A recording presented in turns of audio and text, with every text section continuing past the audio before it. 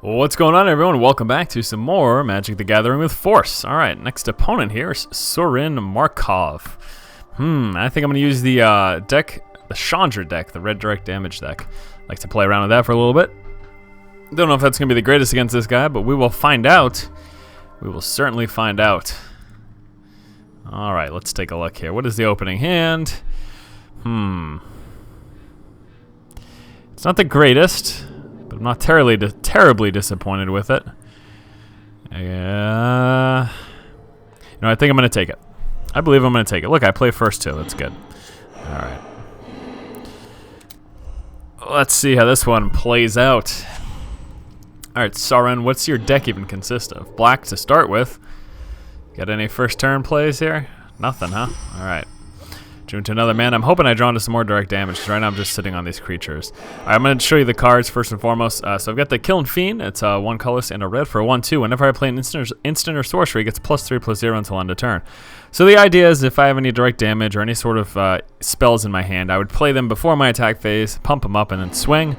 In addition to that, I've got 2 of these Fiery Hellhounds. They're 2/2s, but I can pump them up with 1 red mana. I give them +1/+0 until end of turn, so that allows me to do quite a bit of damage. And lastly, Flame Tongue Kavu, amazing card, 3 colors and a red for a 4/2. When it comes into play, it deals 4 damage to target creature. This card is absolutely fantastic. This is actually, when I was playing prior, there was different artwork for this card. I like this one much better. That is just so cool looking, absolutely phenomenal. I said this in one of the past videos, but the artwork in this game is one of my favorite parts about it. They hire absolutely phenomenal artists, and that cannot be understated. All right, what's Sorin got going on? Nothing yet, huh?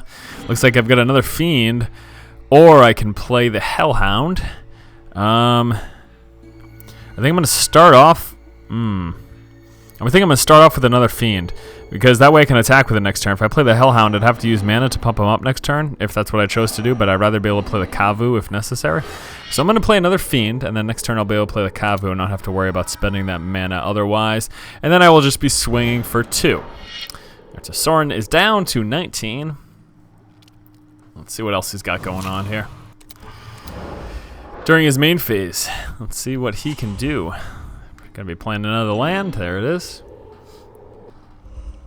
I really need some direct damage spells. That's definitely something I'm lacking big time. Alright, he's playing a 2/2 Captivating Vampire. Other vampires get +1/+1. He may tap 5 untapped vampires to gain control of target creature, and that creature becomes a vampire in its addition to its other types. That's amazing.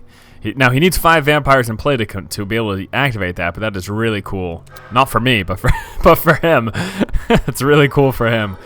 Alright, so I'm definitely going to need some... Okay, this really stinks, actually. Well, let me just... Yeah, I'm going to Flame Tongue him, and then I'll hit him for 2. So I'm going to do that. I'm going to play the Flame Tongue. I'll be able to do 4 damage to that creature directly. So that dies, goes in the graveyard, and then I can swing him for 2. Really wish I had an instant spell, though, because I would have been able to pump these up instead and swing them pretty hard. But it's okay. Gotta take what I got, right?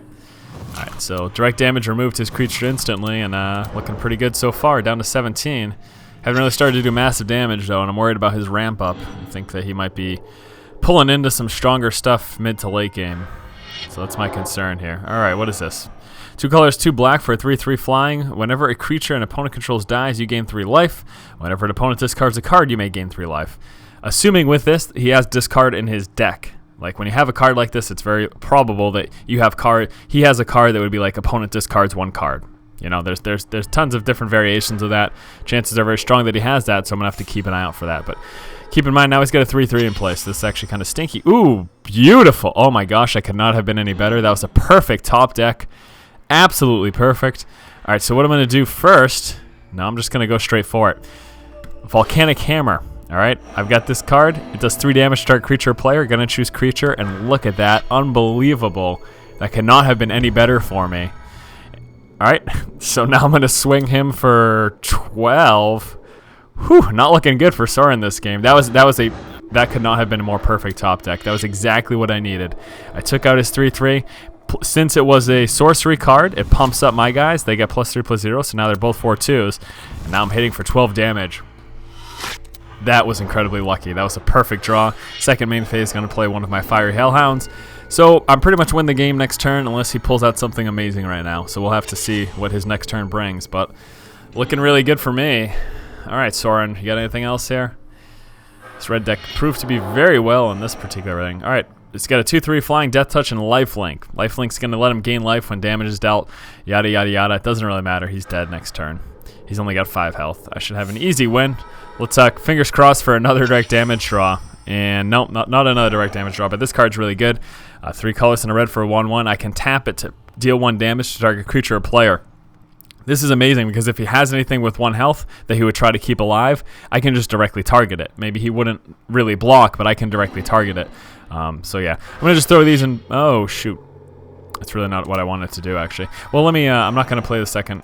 I can anyways. I'm going to pump him up too. All right, so this is a win. Unless he's got something else, unless he's got an instant right now to ping off one of my creatures. This should be a quick and easy win. Unbelievable here. Really unbelievable. So he's going to block that. 4 damage goes through. He's negative. That goes up. Deals 1 damage. Nice and easy win for Force. That was ridiculous in all honesty.